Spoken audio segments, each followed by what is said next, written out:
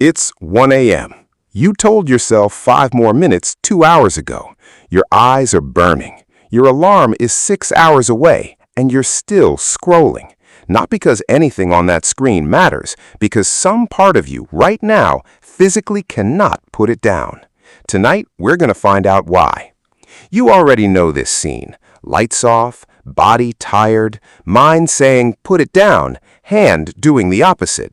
You open one more app, then another, then back to the first one, even though nothing has changed there in the last 4 minutes. You're not even enjoying it anymore. You're just continuing. And in the morning, you'll be furious at yourself, not because you don't know better. You know exactly better. You'll set a bedtime alarm, promise yourself tonight is different, and by 11 p.m., you'll be right back here, wondering what's actually wrong with you. Here's the uncomfortable answer. Nothing is wrong with you. Something very specific is happening in your brain, and it's not about weak willpower. It's about a system that was never designed to compete with what's in your hand. This matters right now more than any other time in human history, because for the first time, night has a rival. For thousands of years, darkness meant one thing: stop. Now, darkness means nothing. The device in your hand is exactly bright, exactly engaging, exactly available at 1 a.m. as it is at noon.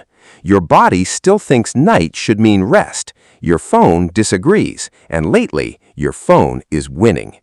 So let's actually break down what's happening, not the surface reason, the real mechanism. Start with the obvious thing everyone blames: dopamine. But most people misunderstand it completely. You've heard phones give you dopamine hits, and you picture it like a reward, like a little treat every time you check a notification. That's not quite it. Dopamine isn't about pleasure, it's about anticipation. It's the chemical that fires when your brain expects something might be interesting, not when it actually finds something interesting. This is why you can open an app, see nothing new, feel a flicker of disappointment, and immediately check again 30 seconds later. Your brain isn't chasing satisfaction, it's chasing the possibility of satisfaction, and that possibility never fully closes. A book has an ending, a show has a runtime, your phone has no edge. There's always one more scroll that might have something better, and might is exactly what keeps a brain awake at 1 a.m. when it should be shutting down. Now add something almost nobody talks about. Nighttime isn't just when you're tired, it's when your emotional defenses are lowest. During the day, you're distracted. Work, people, tasks, noise. Your brain has other things demanding attention, so uncomfortable thoughts get pushed to the back. But at night, when everything goes quiet, those thoughts don't disappear. They wait. And the moment your head hits the pillow and the room goes silent, that's exactly when they show up. So what do? You reach for the phone. Not because you're addicted to your phone specifically, because the phone is the fastest, easiest way to drown out a mind that suddenly has nothing else to focus on. This is the part that stings a little. Late-night scrolling isn't really about entertainment. For a lot of people, it's a very sophisticated way of avoiding their own thoughts. Here's where the contrast really shows up between what you think you're doing and what you're actually doing. You think you're relaxing, unwinding after a long day. That's the story you tell yourself, and it makes sense on the surface, because your body is still, the lights are off, you're in bed. But watch what's actually happening physiologically. Your brain is still fully activated. Your eyes are locked on a bright screen. Your nervous system is processing new information every few seconds. None of that is rest. Rest requires your brain to slow down and disengage. Scrolling does the opposite. It keeps your brain in exactly the alert, reactive state that sleep is supposed to shut off. So you're not winding down before sleep, you're actively keeping yourself awake while telling yourself you're doing the opposite. And there's a cruel irony hiding in here. The more exhausted you are, the more likely you are to reach for the phone, not less, because willpower is a limited resource, and by the end of the day, yours is nearly empty. The version of you that has the discipline to put the phone down and go to sleep exists mostly in the morning, when you're rested and clear-headed. By 11 p.m., that version of you has already clocked out, and the tired, depleted version left in charge is exactly the version most vulnerable to just 5 more minutes. This is why bedtime resolutions made in the morning almost never survive the night.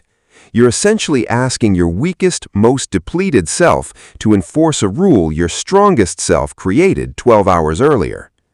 Now here's the mechanism most people never connect to any of this: light itself. Your brain uses light as a signal for time. Bright light says stay alert. Darkness says start winding down. For most of human history, this system worked perfectly because there was no artificial contradiction. When the sun went down, so did the light, and your body followed along. A phone screen, especially at close range in a dark room, sends a very loud, very confusing signal. It tells your brain it's still daytime at exactly the moment your body should be preparing for sleep. So even after you finally put the phone down, your system doesn't just switch off instantly. It takes time to convince your brain that night is actually night again. Which means the 30 minutes you spend scrolling doesn't just cost you 30 minutes. It costs you the wind-down period afterward, too, the one your brain needed to actually get sleepy in the first place.